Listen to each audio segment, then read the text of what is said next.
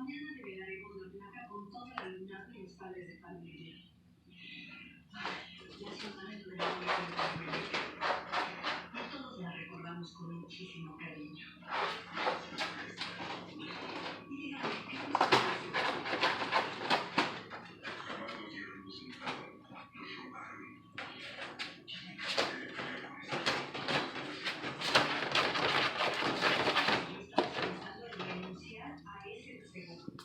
Y otras maestras también de otras escuelas piensan lo mismo. Sería bueno que ese fraude se conociera a nivel nacional.